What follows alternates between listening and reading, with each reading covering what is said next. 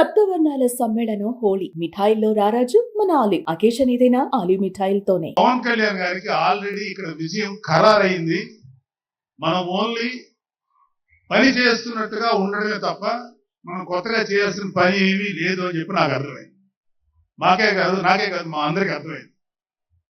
So మేము దీన్ని ఎంత గొప్ప అదృష్టంగా తీసుకుంటున్నామంటే, పవన్ కళ్యాణ్ గారు మీరు పని చేసేటువంటి మేము ఇక్కడ ఏదో పని చేసాం అనే తృప్తి మాకు ఇవ్వడం కోసం ఆయన ఈ మమ్మల్ని అపాయింట్ చేశారు తప్ప ఆయన గెలుస్తారన్నది, ఆయన అఖండ విజయం సాధిస్తారని ఆయనకు ముందే తెలుసు. కానీ ఆ సాటిస్ఫాక్షన్ మాకు ఇవ్వడం కోసం మాకు అవకాశం ఇచ్చారు.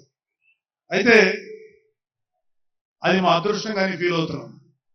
చంద్రుడికో నూలు పోగులాగా ఆయన పడిన కష్టానికి ఒక చిన్న పని చేసామనే తృప్తి అయితే మాత్రం మాకు నిజంగానే ఉంది. అయితే ఇక్కడ పిఠాపురంలో పవన్ కళ్యాణ్ గారు అఖండ విజయం సాధించడానికి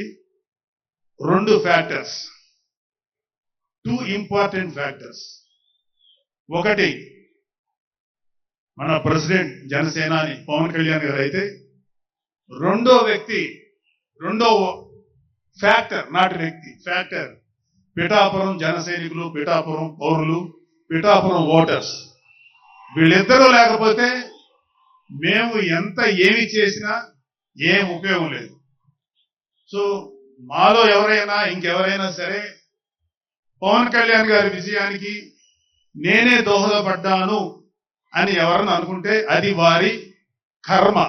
సుమన్ టీవీలో మీ పర్సనల్ అండ్ బిజినెస్ ప్రమోషన్స్ కోసం కింది నెంబర్కి కాంటాక్ట్ చేయండి.